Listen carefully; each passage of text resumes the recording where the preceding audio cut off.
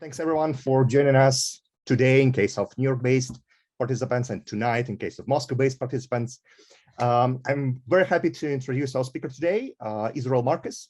Israel holds a PhD in political science from Columbia and is assistant professor in the School of Politics and Governance at HSE University and a research fellow at the International Center for the Study of Institutions and Development. His work focuses on the political economy of service provision and public opinion in middle-income countries. And today, Israel is going to present on privacy versus security in trying times, evidence from Russian public opinion, an intriguing and timely topic. Without any further ado, Israel, the floor is yours.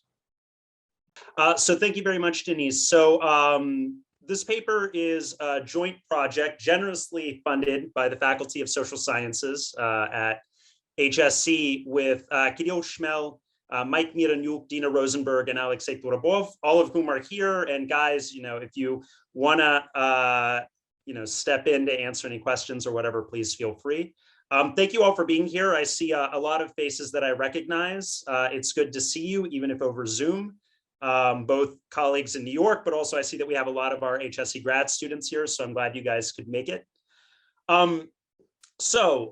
Without further ado, today's sort of talk is really motivated by what I think is a perennial question whenever we think about government responses to emergency situations, which is quite often the government is forced to react to emergency situations in a way that can curtail civil liberties. And obviously there's sort of a trade-off. We, at least in sort of Western political philosophy, we hold these things to be quite dear and they should be sacrificed very rarely. And yet at the same time, the lack of this could lead to deaths and problems. So I like to start things off with a political cartoon. I don't know if others do, but that I think really illustrates this, right? So in the United States, at least, in many countries, the sort of response to the 9/11 tragedy was very much to start looking for the next terrorist threats to attempt to be proactive. And one of the sort of programs that arose out of that was the PRISM program,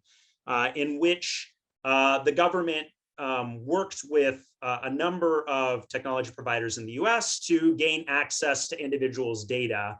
And so you can see here how at least The Economist felt about this particular practice, about the extent to which the Obama administration sort of struck a balance. Now, obviously, this question is still quite important when it comes to terrorism, but also plays into a lot of debates that we see in Russia, in the United States, in Europe, and elsewhere with respect to the coronavirus pandemic. Even if you discount sort of bad faith arguments related to this, there's still a lot of quite important questions. And so this paper is really built around the idea that these emergency measures are fraught, right? They have sort of immediate costs versus generally a sort of longer term, more diffuse benefit, particularly when you talk about terrorism, but even in some cases with respect to pandemics. Particularly in places where they aren't as intense. And measures, once they're introduced, emergency measures, they have both the possibility of a persistence over time, right? They might outlive their immediate justification, and also quite a lot of potentials for abuse. And for us, at least, the really interesting sort of genesis of this project began when we started thinking about the role in technology in this. So the fact that, we carry around our entire lives on these things and we constantly have them with it means that certain types of emergency measures might be much more effective, but much more intrusive. Now, if we think, sort of about what we know about public support for emergency measures, which is really what we're interested in here, the existing literature sort of highlights two key points. So one is sort of a credible fear of the emergency. And the second one, sort of whether people believe that the government is credible. But that being said, one of the things that we realized when we were starting this project is that there's sort of key elements and trade-offs that are explored, but we think not sufficiently. So one is sort of questions about the nature of the emergency that is being addressed and the duration of the measures. Are all emergencies created equally? Are people more or less willing to trade off short versus long-term measures? But also we think a lot of contextual factors are very important, right? So this is the Davis Center. And so one would not be remiss to say that much of the literature that exists looks at Europe and the United States. There's a lot less work on middle-income countries generally, but particularly non-democratic countries. And so we could imagine that conditions on the ground with respect to the emergency, but also institutional concerns could play into here. And so the argument that I'm going to make, just to sort of spoil the whole thing for everybody, is that we find that generally the acceptability of measures in the eyes of the Russian public are a function of both the policy itself, so the type of emergency and the duration of the powers, as well as the context, that is the individual's exposure and their degree of fear, and sort of institutional concerns that we believe affect the sort of credibility of the government and how it's going to deploy these. That being said, you should stick around to the end of the talk anyway, because while these are sort of the general findings, there's actually a lot of nuance and a lot of things that we would be interested in expressing our interpretation of, but also hearing sort of what others think. So just to quickly discuss the theoretical framework for the paper, again, when you look at sort of literature generally on the West on this, and you think about how people respond on a sort of personal level, a lot of it has to do with their fear of the emergency and exposure.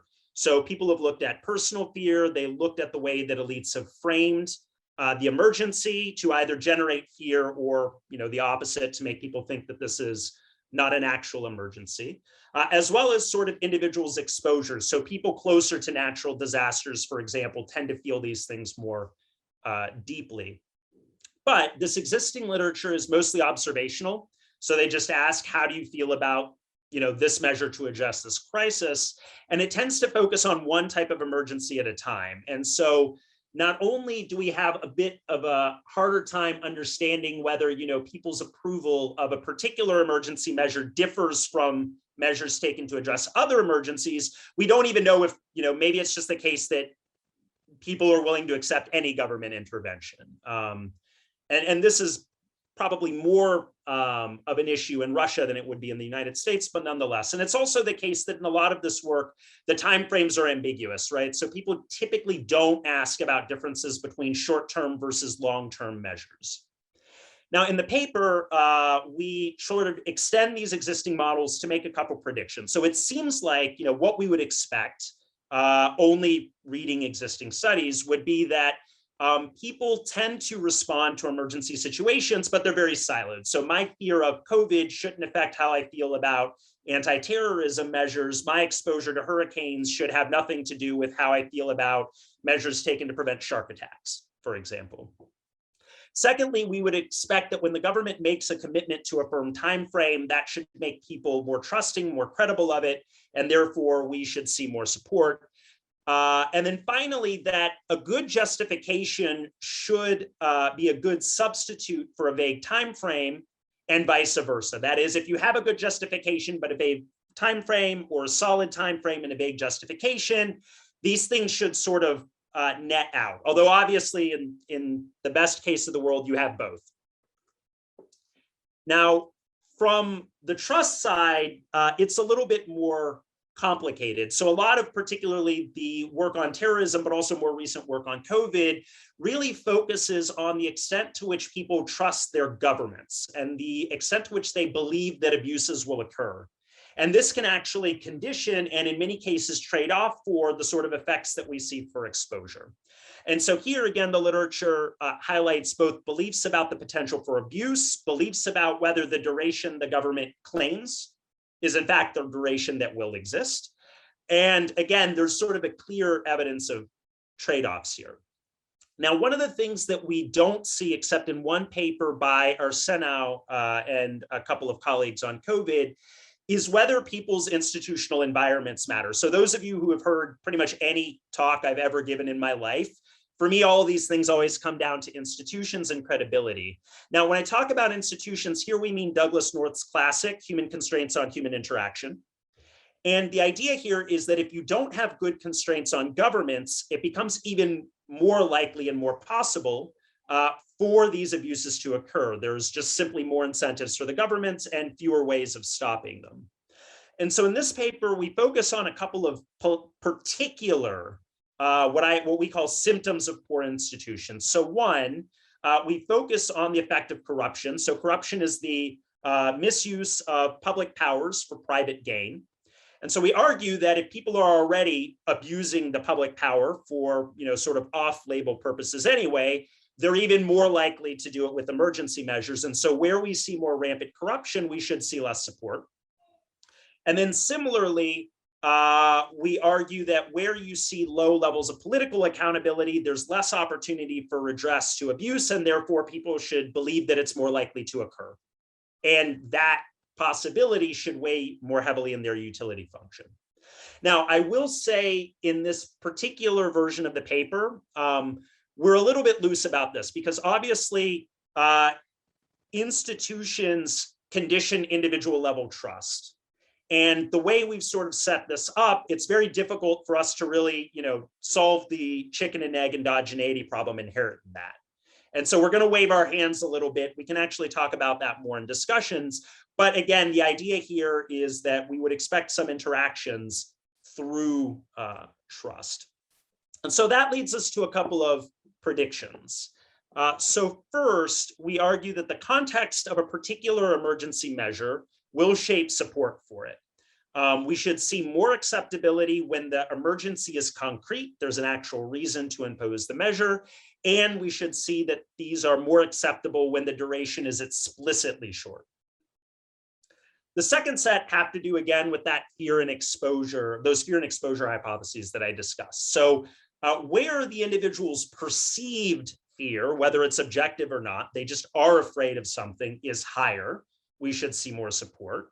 But we also believe that, sort of objective exposure, people are dying around you all the time, that should also affect your support for these measures. And in both those cases, we should see more support.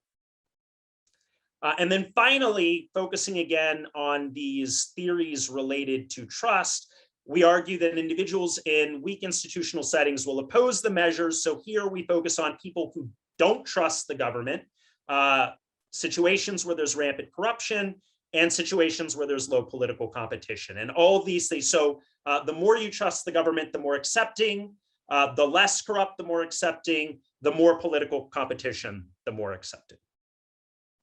Okay. So our data for this comes from a really, we think, I guess it's less unique than it would have been like 3 years ago. A reasonably unique survey of 16,250 respondents across 60 Russian regions.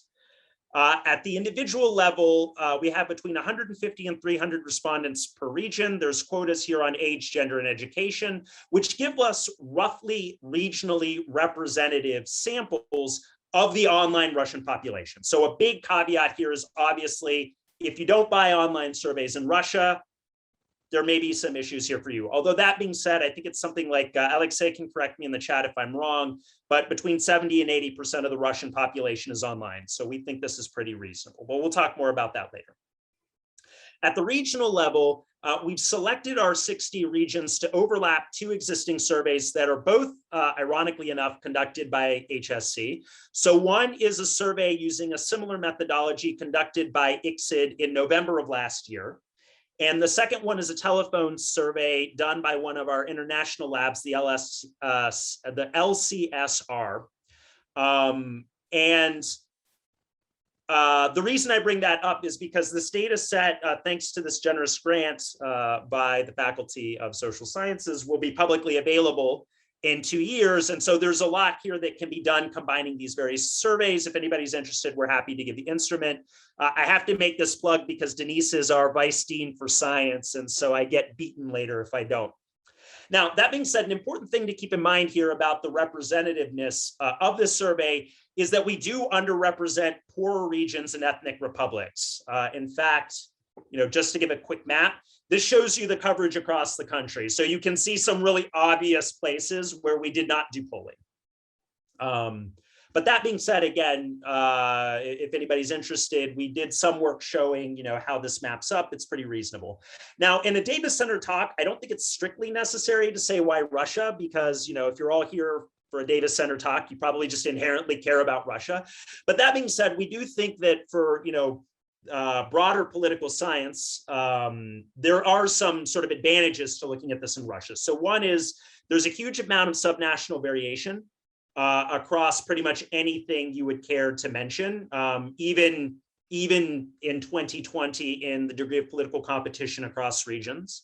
And yet at the same time, we can hold a lot of things constant. So it is the case that there's a lot of regional variation in sort of history and context and historical legacies, but much less than if you compare like Brazil and Argentina even, or, Germany and France, or Germany and England. So there's quite a few advantages there. It's also, we think, interesting that most existing studies have been done in Western democratic settings. It raises the obvious question. So, if people have these sort of autocratic legacies that Josh and Grigor Papelekes have written about, and these communist legacies, are we going to see similar findings? Do people just value their rights the same way? And so we think it's just interesting in its own right to look at this in Russia, particularly given the importance of it as a case in contemporary political science. So that being said, sorry, I see a question here in chat from Alexei. Yes, thank you, Alexei. So 81% according to official figures, which means it might actually be higher or lower depending on what the incentive structures are, but that's probably about right. Now, in terms of our design here, we took an experimental setup because for us, it's really important to get these counterfactuals, to understand how people feel about different measures compared to just the government says it's going to do something. And so the setup we use is a sort of standard factorial vignette, in which we do the following. Imagine that the government proposes, and then here we have a treatment related to the time horizon, a new digital system that automatically tracks the location of all Russians under, and then some circumstances. That's the second treatment. To what extent do you agree with the following statements? And I'll tell you what those statements are in a second. And so our time horizon treatment is just simply nothing is said versus to temporarily introduce. So getting at the government explicitly says it's short term versus the government just says they're doing something. And then the circumstances here are just, again, no text. So the government just says it's introducing a system versus to prevent forthcoming terrorist attacks as one treatment. And then secondly, to contain a dangerous infectious disease like coronavirus. And so again, the idea here with one treatment arm is to get at this sort of short versus no justification, and then for the circumstance to get at sort of different types of crises. Now, before I go any further, you may ask yourself, why do we talk about a surveillance system? Is this even relevant? Are Russians going to think about this? So, in terms of COVID specifically, our sort of classic example of this is the social monitoring app. Which thankfully, despite the fact that my son got COVID recently, we did not have to go through. But it's basically, for those of you who aren't aware, an app that you download on your phone.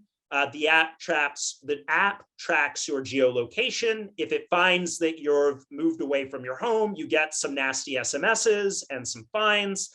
And then just to prevent you from cheating, it will occasionally tell you to take a selfie of yourself to make sure you're holding onto your phone. With respect to terrorism, we don't have, in the same way that we do in the United States, as much information on the Russian government's use of various technical means, either because the FSB is less leaky than the NSA, or just less likely to allow leaks on purpose than the NSA. But that being said, we do know that the Russian government has implemented facial recognition systems that they claim allow them to track people across the country and to find people who are dangerous. So this has been in principle used to locate people in criminal cases, as well as terrorism cases, even though we don't have, concrete examples. Nonetheless, this is in the zeitgeist. So the treatment itself is, we think, in context, reasonable. It makes sense. You may also ask yourself, like, what do Russians think about geolocation? So, do people even care So we asked a question about the extent to which people are concerned about giving different types of data or having different types of problems when they just use the internet generally. And so these histograms show you 6 different things. So it's leaking of your geolocation data, leaking of your passport data, leaking of your bank account data, leaking of your browser history, leaking of your personal data, which obviously overlaps some of these other categories, but we just asked about lichny dani. And then finally, just are you concerned about scams on the internet? So you can see that generally geolocation is viewed as less of a problem than many of these other issues, although, right, you still see a reasonable share of respondents who believe that leaking of their geolocation data is a problem. So again, that's just to give you some context on like, what do Russians think about geolocation data? Now, our measures for this, the main dependent variable that we're going to use is a question that asks so remember that we provide this frame, and then we ask, to what extent do you agree with the following? And then we ask them, such a system is necessary even if it violates human rights, on a 5-point scale. Now, our sort of independent variables here for fear and exposure are at the level of fear. Questions that ask people, to what extent do you worry about getting infected with the coronavirus and then being caught in a terrorist attack? We ask these questions after our treatment, but this is like a 30-minute survey, and people are getting asked this like 70 questions after our treatment. So we're reasonably sure that there's no contamination going on. For the exposure, we use regionally aggregated data. So for excess mortality, for sort of exposure to COVID, that's relatively easy. We use, actually, Kirill can put in the chat, I forget the name of the scholars who collected this data in Russia, but it's sort of the standard source on data on this in the Russian regions. And then for safety, we use a question from the LSCR survey, which asks, to what extent are you satisfied with your personal safety? We do this because it's really hard to get data on terrorism, but we think that people's sort of sense of personal safety is a regional proxy. So we take the regional average from the LSR survey and we sort of plug it into ours. For institutions at the individual level, we use a question on trust, which is, do people like you trust? And then for Russian institutions, the president, the government, the mayor of your city, and the governor of your region. If people are interested, this "do people like you trust" was unfortunately imposed on us because this ran right before the Duma elections, and our survey company was very nervous about just asking the question. But that being said, this is a reasonable formulation. It's been used by the World Bank before, and we actually had a list experiment on President Putin at the very end of the survey, and this correlates reasonably with that. So this is for the individuals. I should note, by the way, the trust question comes before the experiment. So this one is definitely pre-treatment. This is the one we were sort of most worried about. In terms of regional level institutions, we take a question on day-to-day corruption experiences. How likely are you to have to pay a bribe in the following circumstances?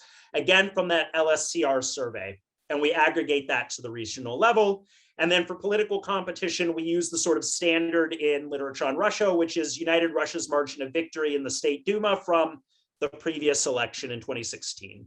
And then for our specifications where we're using regressions, we include sort of standard socio-demographic controls, right? Age, gender, household size, income, all that good stuff.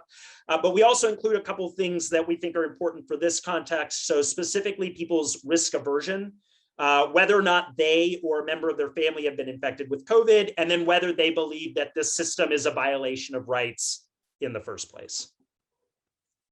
Okay, so this is to give you guys a sense of just the unconditional effects. So the red here are when you don't say it's a temporary measure. The aqua or blue, depending on how you perceive color and whether you're Russian, is when you explicitly say that it's a short-term measure. And then we have control, COVID, and terrorism. So the thing that stands out here quite obviously is that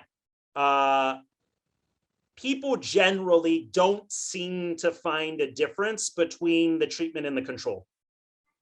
That is, between the treatment and control, between the control and the COVID treatment. So whether it's short-term or long-term, more or less, right, the bars here overlap, which means that people are generally perceiving these as the same. Terrorism, on the other hand, people are much more supportive of a system to address terrorism. And the effect size is pretty big, right? It's about 0.7 of a point on a 5-point scale. The other thing to keep in mind here is that the short versus long-term nature of the treatment is significant, but not the way you would expect, right? So here, when we tell people that the system is short-term, they become less supportive of the system. And the magnitudes of these effects are pretty small, right? They're like 1/10 to 2/10 of a point. So they're not like massive by any stretch of the imagination. But that being said, there does seem to be the case where the government says, no, no, no, trust us, it'll be short-term. And people are like, no. And so this for us is like the first really interesting finding of this. And we'll come back to talk about why that might be the case later.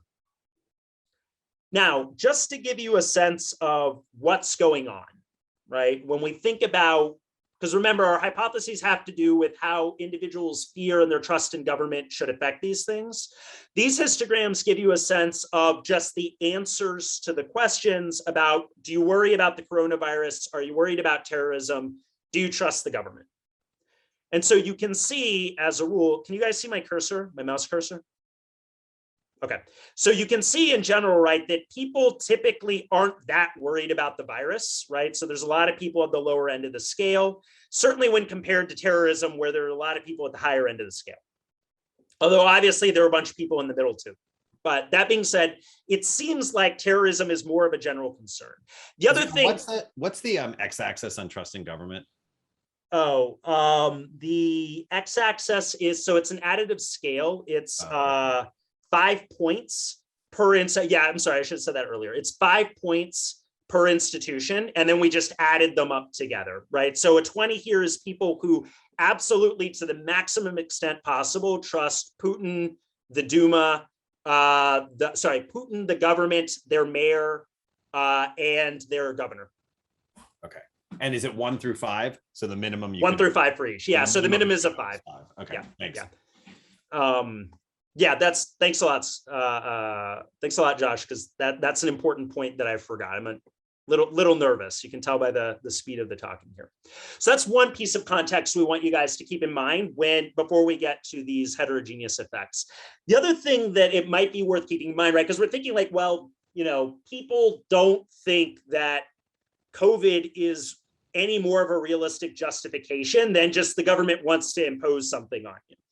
And so one thing to keep in mind, although we don't look at heterogeneous effects of this, is whether the anti-COVID measures are sufficient or not. And actually, I just realized, Kidil, I forgot to ask you what scale this is on. So can you drop in the chat whether higher is more sufficient or not? Because that's a minorly important thing to keep in mind.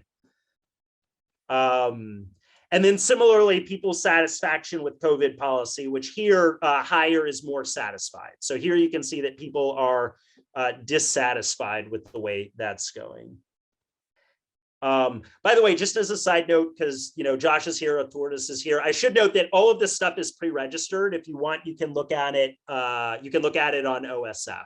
So that also, for those of you who aren't aware, in political science, it's become quite common to be explicit about what you intend to test in experiments before you do it, just to avoid people fishing around until they get results. And so this may explain if you see that we didn't test something obvious, but we talk about it at the end of the presentation, it's because we didn't pre-register it. And so we will explore it, but only once we've done the other stuff. Now, in terms of our effects, let me just keep an eye on time. In terms of our effects, so looking at fear as a moderator. So on the left panel here, we see about worries about getting infected with the virus. On the right-hand side, we worry about, we see worries about being caught in a terrorist attack. As a general rule, you can see that both of these things sort of move everything up. So whether or not you're afraid of terrorism or COVID, fear of one affects how you perceive the others. Although again, there's no significant difference here between COVID as a justification and the control, although there is between terrorism and the others. It's worth noting that these two attitudes, these two fears, are actually pretty tightly correlated. It's like 30%, it's significant. So, we could be capturing a sort of latent personal fear. We unfortunately can't really distinguish that with the data that we have. Now, in terms of the sort of observational level data, right? So the regional level data, the environment that you find yourself in, again, we, for at least COVID, here we find like a modest decline in terrorism, a modest increase in sort of your support for COVID measures in regions that have higher excess deaths. But again, these things aren't super, like they're not really distinguishable from each other. When you look at sort of the measure of personal fear, here you do have a nice sort of statistically significant effect for terrorism, but not really for the others. I should make one quick caveat. So here we're not firing with the full sample. We only have 47 regions for this in the current version of the paper. So this might change slightly as we get more regions and as we become sort of more confident in our estimates. Now, if we move to trust, here we get sort of a different result. So here, as a general rule, people who are more trusting are more supportive, again, of all three measures, particularly of terrorism. But here we do actually see that trust matters a lot for how people feel about the COVID measures. And in fact, here at the lowest sort of level, the people that really distrust the government, actually hearing that this is about COVID makes them even less supportive of it than if the government just imposed the system on it, which, from the standpoint of existing theory is a little odd. From the standpoint of, if you followed Russian politics or even Russian social media, this might actually be less surprising. And in fact, we'll talk about this maybe at the end of the talk. It's also less surprising if you follow sort of narratives about this in the United States. Okay. And then finally, if we look at the sort of regional institutions as potential moderators, oh, sorry. Yeah. So Denise, the observations for all of this are individuals. It's just that the regional level things, right? It's a multi-level model. So we have we have the same number of individuals, but they're just nested in a small number of regions. Yeah, sorry about that. Good question. So if we look at the regional institutions as moderators, here we see, again, that, so here we see that corruption as a general rule decreases support for the control and for terrorism. The more corrupt, so here higher is more corrupt. So the more corrupt the region, the less supportive. And again, we see that there's some separation here. Interestingly, though, there's no effect for COVID. So it's just a flat line. And again, it's not distinguishable from the control. I should note that, again, there aren't a lot of regions at the two tails. So, the fact that there's some overlap at the top and the bottom is really to be expected in the sample. If we look at sort of the political accountability hypothesis, though, here there's really not much of an effect, right? The lines are just kind of flat. And so that suggests that, the corruption of your environment matters, but like people aren't really worried about aren't worried about political competition as much. Like this idea that they can hold their government accountable isn't as important. Okay, so obviously those results are open to a couple of interpretations, one of which is sort of theory that we've advanced. But there's also, it could be the case that what we're picking up on is not sort of variation in support itself. It's actually things about individuals or things about individuals' environments that affect the extent to which people perceive these things as violations of rights in the first place. In which case, like all of the variation we just saw is just explained by the fact that, when it's for terrorism, it's not a violation, but when it's for COVID or just when it's for fun, it is. And then secondly, it could be the case that, particularly, I should note, by the way, we didn't show you results in the heterogeneous effects for the time frame because there are no results. Like the time frame just generally, except for kind of when it comes to corruption, there's no difference across, any of our heterogeneous effects between people when they're told it's short versus people that are not given any time frame whatsoever.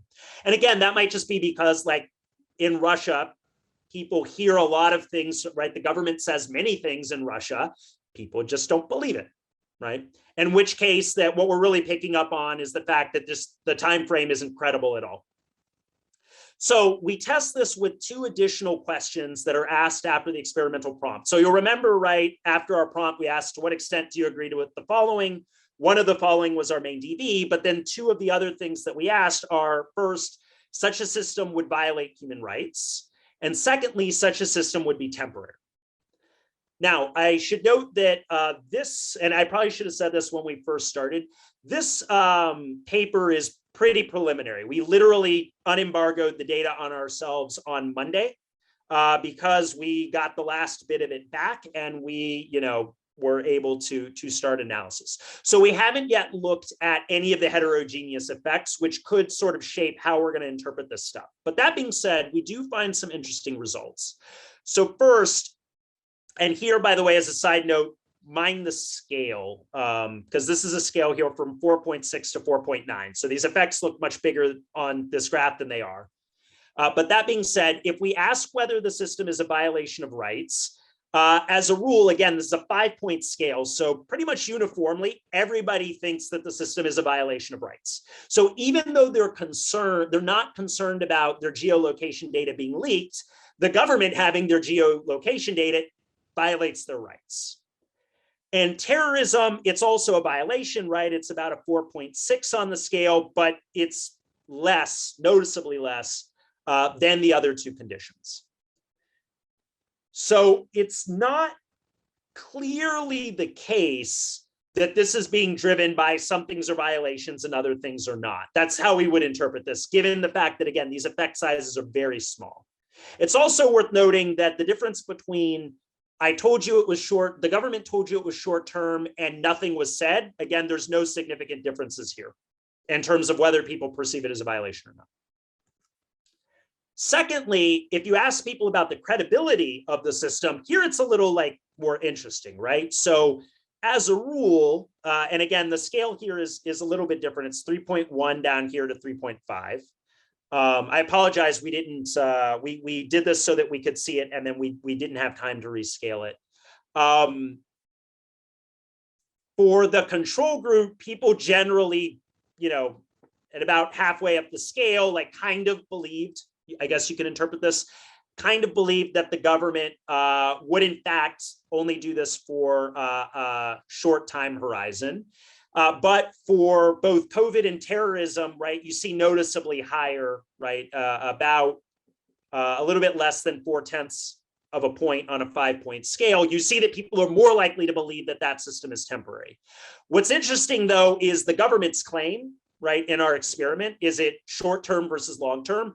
That didn't make a difference at all, right? People are just as likely to believe it's temporary or not, regardless of the sort of time frame that's actually imposed on the question, which to us suggests that there's a lack of credibility for claims here that something will be short-term. Okay. Now, I'm going to use the last sort of couple minutes here. If I'm not wrong, I have maybe about 5 minutes left. So this again, we're putting the working in the working paper series here. So there are a couple of other potential mechanisms that, sort of occurred to us after we had pre-registered and after our survey was already in the field. And so one of the things that, could explain our result is that this is really just about differences in beliefs about efficacy. So we actually grateful to Sarah Soki, a colleague of ours, that pointed this out. It could be the case that, the differences we see here are not between sort of COVID and terrorism, which is one of the sort of takeaways we want to present here, but rather that Russians believe geolocation services are helpful to fight terrorism, but not COVID, right? So this is about the efficacy of the measure. Secondly, it could be the case that this is really about suspicion and beliefs about the potential for abuse. So that was part of our theory, but we didn't actually ask the question, which in hindsight, we really should have. And then finally, this could also be about technical literacy. So it could be the case that, some of the variation we pick up on here is just people who understand how computers and geolocation works and why that might be a problem versus people that don't. So in order to address this, we're planning an additional 1,200 person telephone survey. That's going to be conducted in December. Denise is smiling because we literally just asked for like an extra, a little bit of extra funding for this. But the idea here is we're going to do a nationally representative telephone survey. So that'll tell us whether our effects here are purely based on the fact that this is an online survey or if it's more general. But secondly, we actually can ask people about these sort of other mechanisms. So we're planning on an additional experiment. So we're going to have like 2 experiments on the survey spaced about 20 minutes apart. So hopefully they won't affect each other, although we'll probably flip the order. Where we actually ask people not about geolocation, but about restrictions on gatherings of more than like 200 people, just to see if we get similar trends and patterns to what we see when we ask about the geolocation data. And then secondly, we'll actually add direct questions about these beliefs. So whether you think this will actually help the government to solve the problem, as well as the likelihood that the government will use this measure for alternative purposes that it hasn't stated, and whether the government will use this to abuse civil liberties. And that'll help us get at these questions more directly. So to conclude, our results are somewhat counterintuitive, again, not from the perspective of people who know Russia and people who study the post-Soviet space, but somewhat from the standpoint of the existing literature. So we find that the framing of the emergency matters. So we see a difference between nothing, COVID, and terrorism, but the timing really doesn't.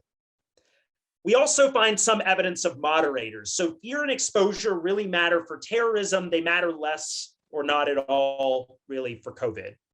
We also find that trust increases support for pretty much everything across the board, which that we would have expected, and that corruption tends to decrease support across the board. Corruption in the region, right? Not your individual experience.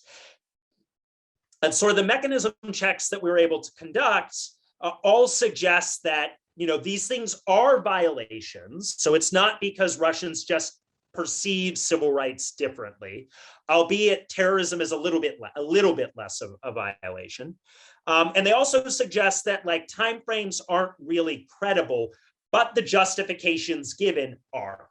So the government telling you that it's short versus long-term matters less than what the government actually tells you the measure is addressing.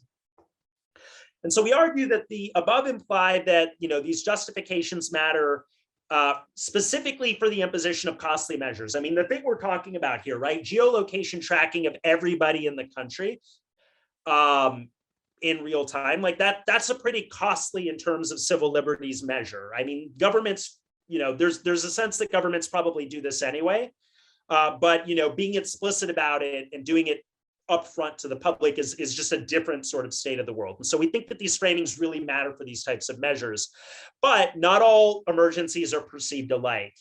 And so, one of the things that we think it's reasonable to say, and I'll talk about that very briefly on the next slide, is that the way in which the emergency is framed in the public discourse about it and the extent to which people take it seriously matters a lot, which if you're a policymaker obviously means that, you shouldn't spend the first couple months of your, emergency crisis trying to explain to people why it's the common flu and you shouldn't worry about it. It's going to be fine. Which, it's worth stating is not just a problem in Russia, it's a problem in my native Brazil as well, right? I mean, our president was also telling people how vaccines are going to turn people into alligators. So, you have that as well. And then finally, and this is the part that we really want to work to try to unpack both, in the next version of this paper, but also in future work, there's a really complex link here, we think, between trust, institutions, sort of people's lived experiences, the credibility of government, and the extent to which they support these measures. And obviously, it's always hard to unpack these things, but we think that we can to some extent with the sort of mechanism checks that we've proposed, as well as in the paper as well. So actually, it looks like I'm right about at 30 minutes. So why don't I actually stop here? I will note, on this slide, we have a couple of sort of future directions that we're interested in looking at, none of which we pre-registered, but all of which are potentially interesting related to looking at, sort of the discourse. So we have a lot of questions in the survey on people's media and media consumption. So looking at the discourses they were exposed to, as well as, thinking more broadly, right? So here we're looking at two very specific emergencies that we chose to be timely. But you could actually think of a more principled experiment that's not as worried about timeframes, that sort of trades off, sort of long-running emergencies like climate change versus sort of more short flash in the pan emergencies like hurricane, for example, sort of man-made versus natural emergencies, or emergencies, right? Because climate change really tells us that all of our natural emergencies are man-made, but things where the link is more or less obvious could also be quite different. And so with that, I'll stop there and open up the floor to questions and comments. Thank you very much. Great, fantastic. Thank you so much, Israel, for a tour de force in this presentation. And also thanks for the hot off the presses findings and results. So what I'd like to do is open the floor. I have questions, but I'm happy to open the floor up for questions as well from anyone who has questions for Israel or co-authors about the study. Yeah, if you could just use the raise hand function like Arturis is doing now, we can call on people to ask questions. We have 40 minutes scheduled. We certainly don't need all the time. I recognize it's late in Moscow. So, but let's open it up now. Arturis, why don't you kick us off? Yeah, hi Israel, hi everyone. So I'm not Josh, just by any chance, even though I tried to match my haircut this morning. So I have several questions. One of my questions is sort of a bit narrow about design, and maybe that will serve more as a comment as to what could be done in the future in this particular project. What I think you might explore more is sort of try to think not about just measuring attitudes and trying to see whether people's responses to your treatments are dependent on those attitudes, but also to induce certain attitudes experimentally, right? To avoid the confounding issues as far as sort of these heterogeneous effects are concerned, right? So that will be probably difficult with things like trust and corruption. But with things like COVID risk, I'm pretty sure you could work some sort of framework where you provide information about let's say, big risk of COVID in a particular region, right? And in a treatment group, and you don't provide it in control group. And you could do some manipulation checks down the line to see if people's perception of risk actually changes as a result of these inducements. But at least you could sort of have more causal evidence that the perception of risk is or isn't driving the response to the treatments about the temporality or the justification of the measure and so on and so forth. My second smaller comment, it's even smaller. I think this one needs to be a little bit careful because you emphasize this fact that people do not believe what the government is telling them about the temporal nature of these measures. And I wasn't sure to what degree how should I read it, because it seems that you are assuming that your respondents think that you are the government in some ways, right? Like this is sort of experimental setting. It's a survey. It's not communication from the government. So I think it's a bit of leap of faith to say, right, that this is their perception. I think you're imputing too many motives on the part of respondents when you say that they just don't believe that the government is telling them that the measure is going to be temporary, for example, right? So I'd be careful with that. And my final, I guess, also comment and question, I guess it's also both comment and question, which is, I think there's a lot of space for this project to expand a little bit more and try to think about the justification or the salability of measures that are not just emergency related. In other words, I think an interesting question is, could a government use an emergency situation in order to assume more powers that are not directly related to the emergency at hand? So here you have a sort of very specific engineering exercise. Am I going to track people on cell phones or not? But what about sort of the political and constitutional dimension of this issue, right? Can, let's say, a government centralize power in a way that was done, let's say, in June 2020 referendum, right? On the justification that is very remotely related to the crisis at hand, right? So that if there is some spillover effect from the emergency, that solution of which requires very precise measures, to an institutional change that is only very sort of tenuously related to the emergency at hand, right? I think that would make it more of a general political science paper as opposed to sort of this more communications type of paper, which is, what type of communication technology on the part of government induces better compliance, right? So I think it's an extremely interesting project, and I'm just sort of thinking that there are many ways to expand it in multiple directions here.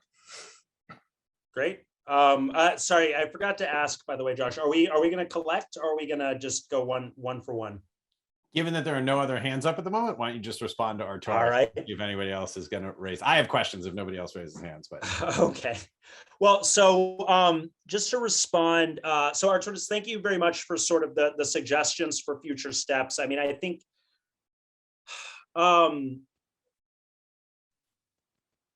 I guess I feel like so there's sort of a trade-off with sort of adding primes to existing experiments.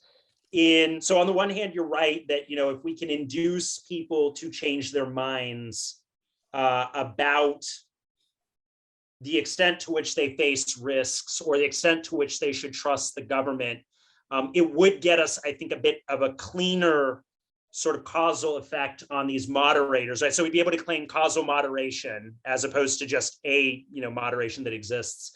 But that being said, it does come at the trade-off to analytical complexity. I mean, this thing is already quite hard to, right? There's 6 treatment conditions functionally, and then you add even one prime, right? It starts proliferating. So it would be interesting to do. It's a shame we didn't think about it, because the first survey we did this on, the 16,000 person survey, that's exactly the kind of survey where you can do those kinds of very complex treatments without worrying that if you don't find anything, it's due to power. But that being said, I think for this paper, it's still interesting to look at the moderation effects, even if we don't necessarily make, sort of strong causal claims about them. Again, just because the way that I at least read the literature, so again, there's not really a good sense of whether people perceive emergencies differently, right? So the fact that we see similar trends across like attitudes towards terrorism, for example, regardless of what the actual sort of threat that people face or regardless of the fears that they have, I think is quite striking. And I think at least for a preliminary result that's pretty interesting. Similarly, for trust in government, maybe you might be right that like inducing people to mistrust the government might work. It might help there, but again, like I think the actual latentness of the attitude is more, in some ways, more striking, because it lets us say more about people where they are. I mean, I would say that like some of the motivation for this paper is less, probably shouldn't admit this in front of a large number of people that might be writing tenure evaluations letters, but like here we were a little bit less motivated about sort of gold-plated causality. We were more motivated about sort of to what extent governments can actually hit people where they live, to what extent people's lived experiences matter. And if you think about it from the standpoint again of sort of substantive policy implications, it's not easy for the government to change trust quickly. And even from a technical matter, the point you make, the second point you make about the extent to which people would feel differently about our experiments if it were presented as an actual government communique, right? So if we were to duplicate that experiment that was done in Wisconsin, where people actually, tried to talk about the partisanship of judges using unintentionally fake, but unintentionally realistic, state seals and things. I think the same thing would be true if we tried to do a prime here. Like people have sort of pre-existing attitudes, at least in my work.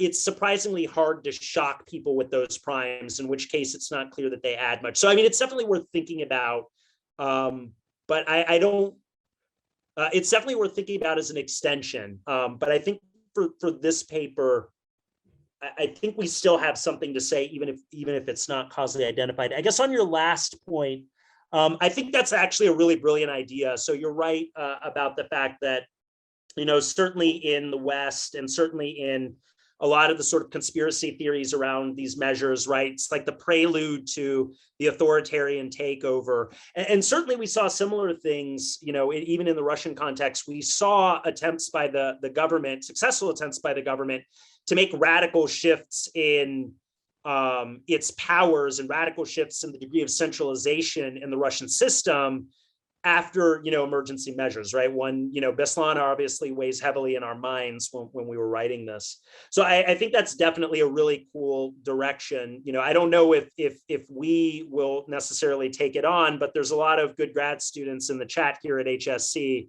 and there's, funding for this type of research. So, it's definitely something that if we don't do it, somebody should. But I guess just speaking, because like implicit in your comment, Arturdus, is this idea, is the question sort of like, what's the contribution? Like, why should we care about this, as political scientists, as opposed to, policymakers or, people looking at communication studies? I mean, I really think that, in our reading, at least, this literature on this sort of privacy versus security trade-off, it's very much dominated by the theorists. And, there's a lot of sort of normative discussion about it, but, I'm a public opinion guy. Like at the end of the day, I don't think it's really possible for us to have those debates, as sort of thought leaders and as sort of intellectual, trendsetters and people who try to influence the policy debate without understanding if real people actually care about this stuff in the first place. Because, on the one hand, we sort of wring our hands about it. We think about it because we care about the normative implications, but it's nice to know, particularly in a country like Russia that hasn't been well studied for this, it's nice to know if people agree with us, right? If people actually perceive this. And, one of the takeaways from the paper that I think is sort of heartening is that, Russians do actually view these trade-offs as serious. They may be more willing to trade them off in some settings than other, but, one read on this paper is it's like, well, Russia, congratulations, you're not in fact that special. And in fact, these things are generalizable more broadly. So again, for the graduate students in the audience, another really interesting extension would be to repeat this in the United States.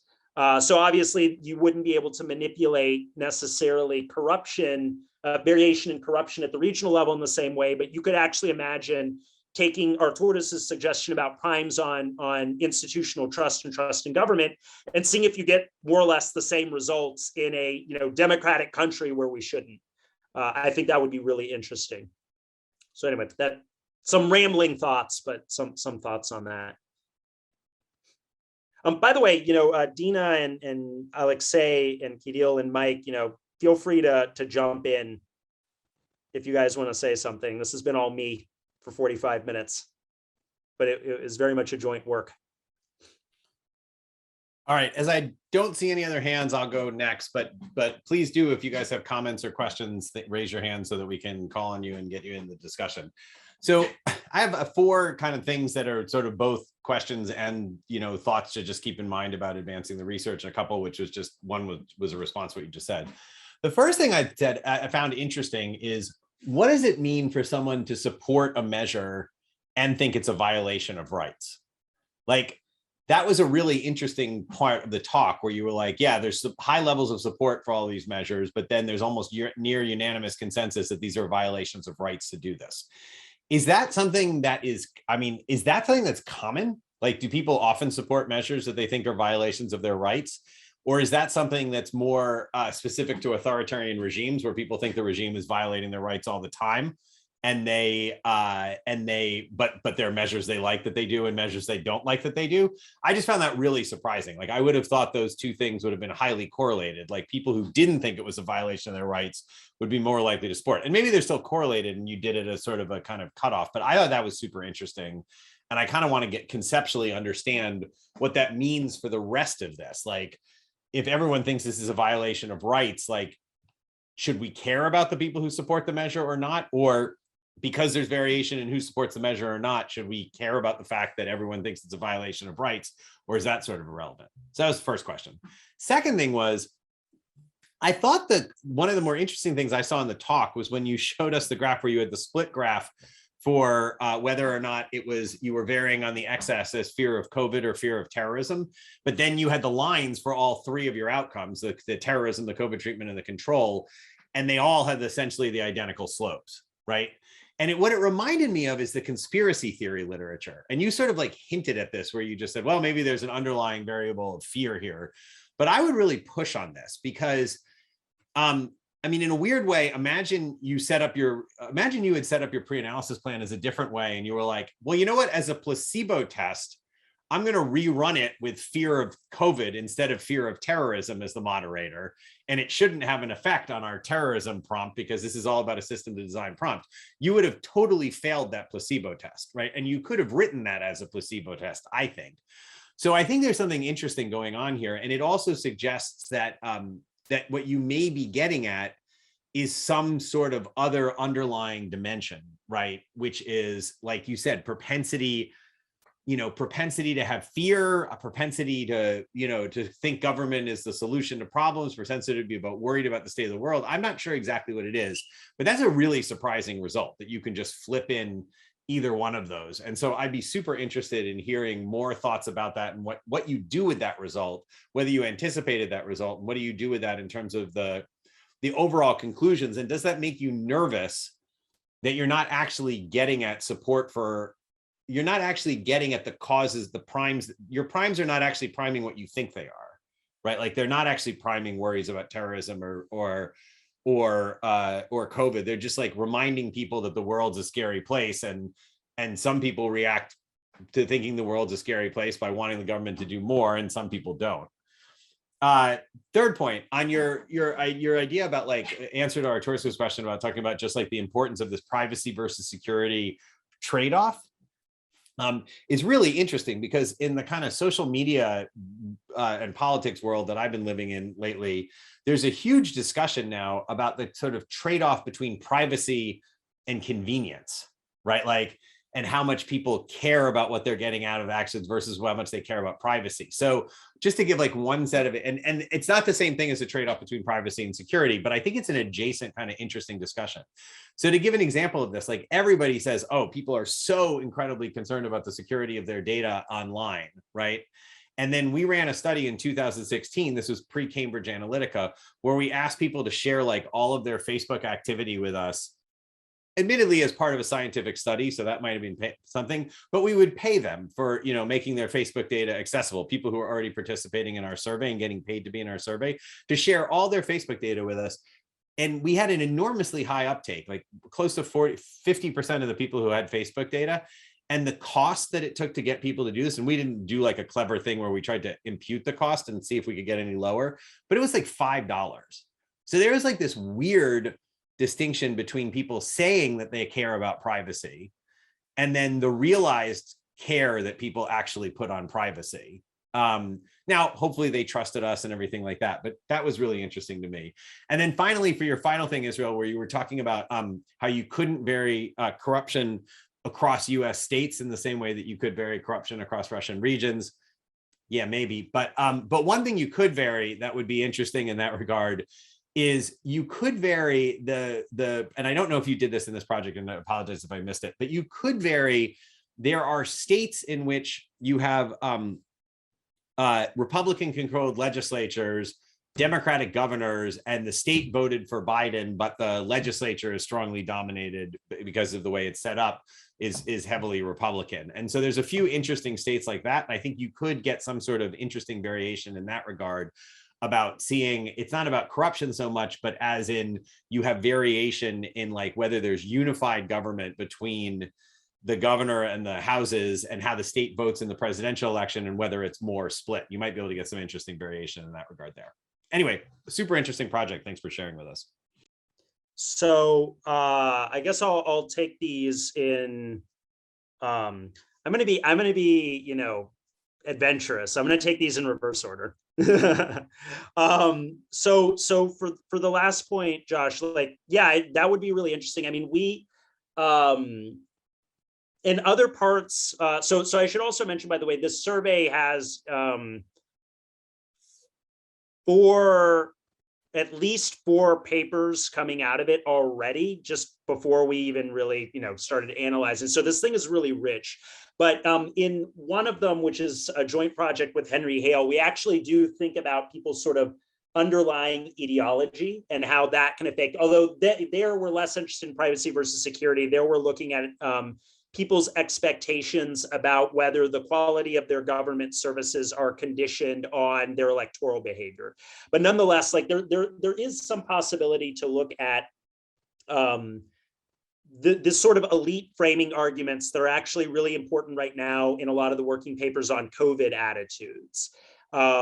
Because implicit in sort of the suggestion you had is the unified versus non-unified control of the government and sort of the way in which the state voted tells you something about sort of the underlying ideology, the partisan lead, the elite frames that people might have been exposed to. And I think that's really interesting.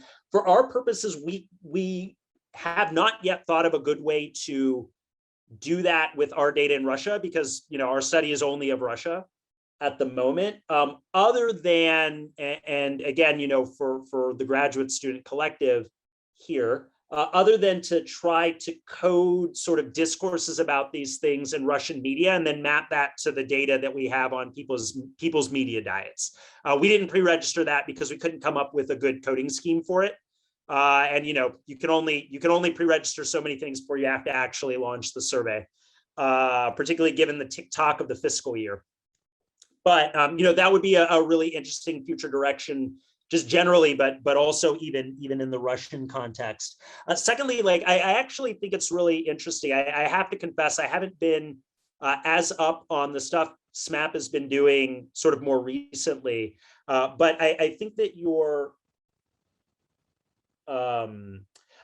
point that this plays into other debates in the private sector, right? This sort of privacy versus convenience is very interesting. I mean, I think that that's one of the sort of underlying questions of our time, right? Which is the extent to which people are willing to sacrifice for the sake of these technologies. I mean, we think about this more in terms of public safety, but you can actually think about it, even that classic privacy versus safety debate as one about convenience, right? So I'm trading my privacy for the ability to go to the metro and not worry that, the train's going to explode, or, I trade my privacy for a world in which, the Moscow city government has trash cans in the metro, like next to the train, so I don't have to, put all my trash in my pockets and then throw it away after exiting the station and walking 2 city blocks to the nearest trash receptacle, right? Because it wouldn't be safe to have those elsewhere.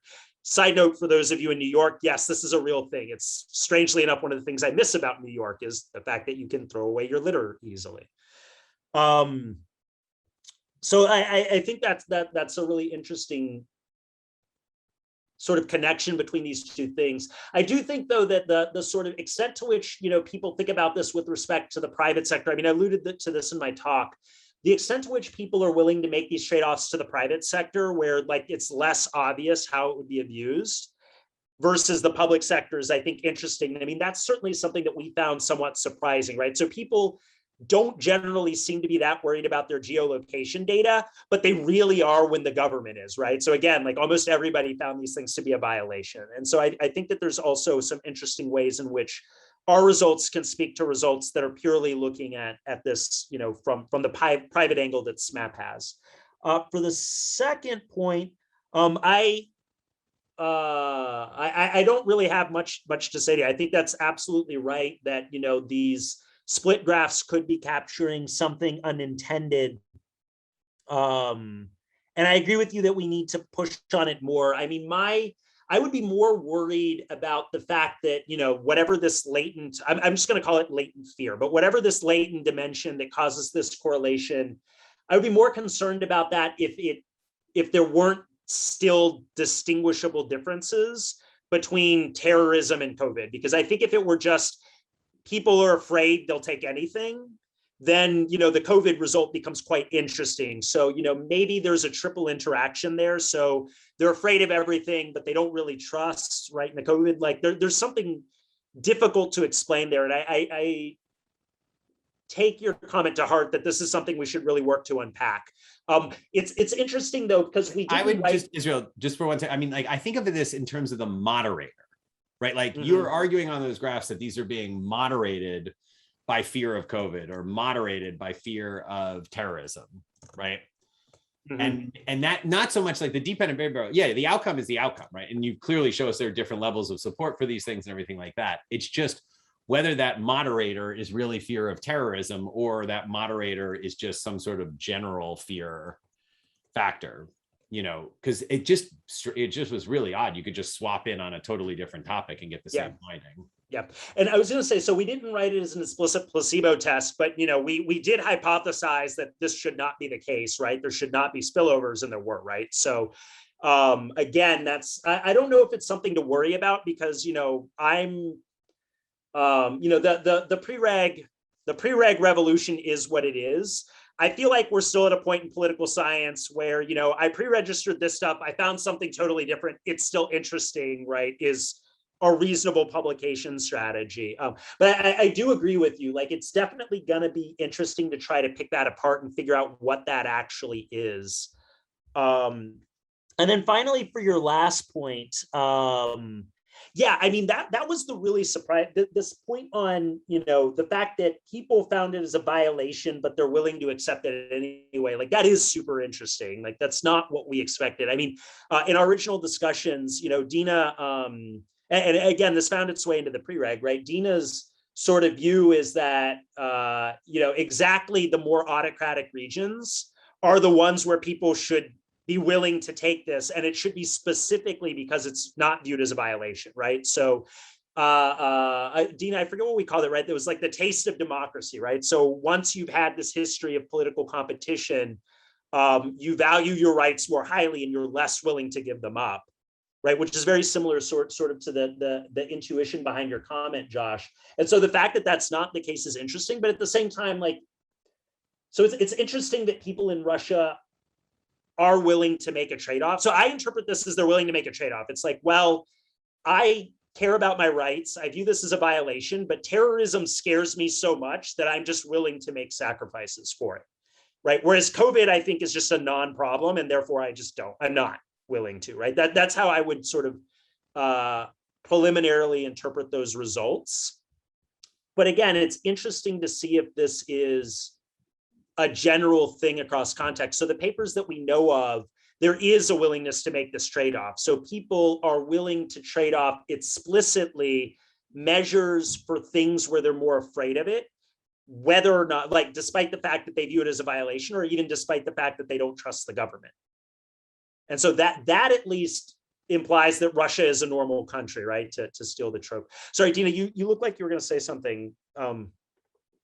Yeah, I was going to say that, you know, what Israel mentioned, it's actually complicating this story a bit, because one can, you know, one can give up their rights and freedoms for two reasons. Okay, one could be that they believe it can help tackle the spread of the pandemic, and the other can be that they don't care about rights and freedoms to the extent that they are all okay. And that's what Israel meant when he said taste of democracy, because there are several studies already on that in other contexts, I think in China and in the US. And like in China, I don't remember the percentage, but large percentage of people are ready to give up, you know, their rights and freedoms in order to tackle COVID. Whereas in the US, the percentage is much, much lower of those who say, okay, you know, take our freedoms and we want to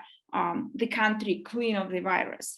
But yeah, I think that's almost impossible to disentangle within the experiment. But if you have a way or suggestion, we would be grateful. Yeah, thanks. So I have a really cheap question. So if anyone else has another question, I will probably pause with mine. But as I don't see any other questions, I'm gonna proceed. So first of all, Israel, thanks a lot for a really interesting talk. Like, as I said, it's a cheap question, but it sort of bothers me here. So one of your last slides basically says something like fear matters for terrorism only. And many of your slides basically showed us that the results, the support for different measures in case of terrorism are really different from support in case of like COVID measures, right? But the question is, have you thought of the possibility that there is another type of fear here, the fear of answering the question honestly in the case of terrorism issue, just because of the terrorism justification legislation. Like, people don't want to be accused of justifying or defending terrorism or whatnot. And so they say, yeah, we support everything you do if this is related to terrorism. So either this type of issue here or maybe not. Thank you.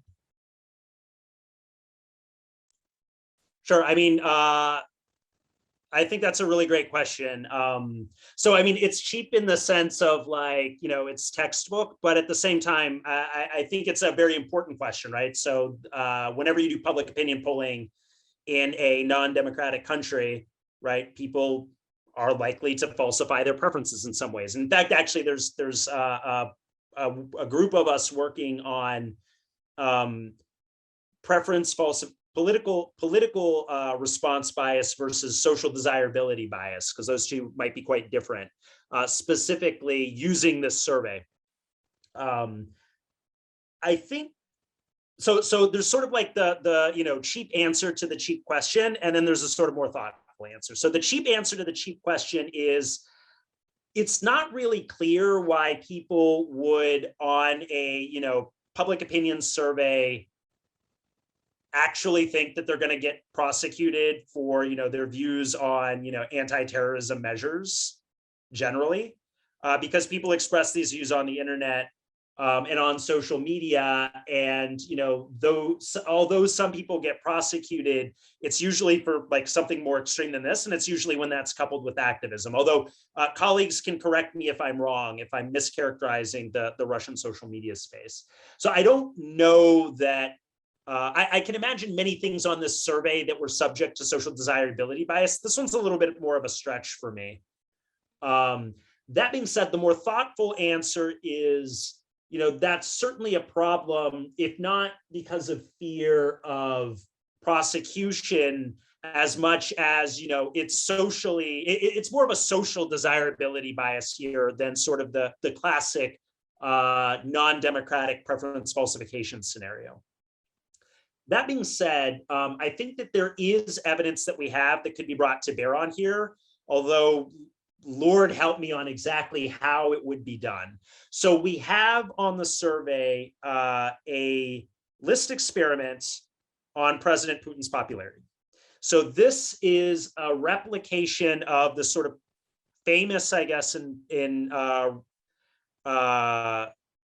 famous for political scientists who study Russia paper by Kyle Marquardt, our colleague, et al., Scott Gelbach, John Reuter, and Tim Fry, that shows that there's not really much evidence, at least in 2016, of social desirability bias around Putin, which is where you would also expect to see this. I mean, maybe you can make the case that that's slightly less likely to be a problem than terrorism, but in 2019, and my understanding, because they're rapidly writing their ASCs paper, so we will have an answer to that question, I think, shortly. We will also have an answer to the question of whether there's a likelihood in this particular sample of social desirability bias, because in addition to the list experiment, they also run a framing experiment where they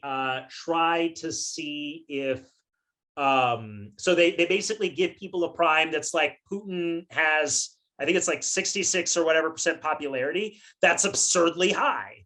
And then, Putin has 66% popularity. That's the lowest it's ever been, to try to see if, that plus the list experiment shapes ultimate support, with the idea that this plus direct questions should allow you to actually get a gauge. If that experiment works, and if you buy it, in principle, you can actually could construct a propensity score for SDB versus, sort of preference falsification, which you could then introduce into this experiment. Again, that is really nasty. I don't know what it would look like, but I am reasonably sure that it could be done if that's viewed as a sufficiently large concern. Again, though, based on what I know, like, could it be true? Yeah, I have a hard time buying it in this relatively low stakes setting. That's really funny, Josh. Okay, so anyway, I don't know if there are other colleagues that want to weigh in on this, maybe Kidil. Yeah, thank you, Israel. So I just checked, out of interest, actually, what's going on in other public opinion polls with regards to that, particularly about terrorism. So, and of course, there is no surprise that in Nevada and so on, they showed there's quite a lot of people, they feel really concerned generally about terrorism now, even more concerned than COVID, basically. This is the problem. But what I checked, I tried to find maybe if there's like a specific evidence that citizens are not really afraid of, expressing this dissatisfaction with some measures. And with regards to the evidence, so indeed, I just found that when it comes to measures like face recognition systems, for instance, used basically to tackle problems like terrorism, so it seems like people, kind of not really willing to accept them, even despite the fact that seems like there's like security check-in in railway stations and subways happening. So people don't really support this and don't buy the argument about the terrorism, which for me indicates that even if this public opinion polls show that people don't really want to accept these measures, might indicate that we don't really have this effect that it's just social desirability, right? So this is just what I wanted to mention. It was just a response to your question, Denis Konstantinovich. According to the Russian criminal code, prosecution for propaganda of terrorism, for the propaganda of the ideology of terrorism, and justification of particular terrorist acts by people who were found guilty of committing terrorist activities. So probably no. There is nothing said, no punishment as far as the criminal practice. I cannot really remember anything when doubts in certain measures were prosecuted. And speaking of at least, quite recent cases, no, there were kind of justifications and justifications of particular criminal terrorist acts. All right. Well, that actually brings us nicely to 1:30 or 9:30 in Moscow. So we want to encourage people to keep coming back to this seminar series. So we want to try to stick to our deadline. So Israel, thank you so much for the presentation today. Denise, thanks for organizing this. And we'll be back in touch soon. There'll be the next version of this. We're going to try to get one more in before the end of the semester. It'll either be December or January, likely December. We're going to have Sasha DeVogel, who's a postdoctoral fellow at the Jordan Center and a recent PhD graduate from the University of Michigan, will be presenting our next presentation in this series. And we look forward to hearing from many of you in future presentations. And thanks everybody for joining us. This was a great kickoff and great to see so many people here. And next time we'll do even better job of trying to publicize it ahead of time and getting the word out more as we get going. So thanks everybody. Thanks Israel. Thank you so much. I wanted to especially thank Arturas, you and Josh for the really great comments. I hope my answers weren't super glib. I'm going to blame that on dealing with my children all day. We're in quarantine over here. So my son tested positive a few days ago. So I might be in glib dad mode, but we really do appreciate it. And thank you everybody for listening to the talk. So and also thanks to, before we go, thanks to Sasha Shpitalnik, who was organizing you when you got here, who does all the back end stuff to make all of this possible and publicizing, getting the Zoom links out and everything like that. So Sasha, thank you so much. Thanks everybody. We'll see you next time.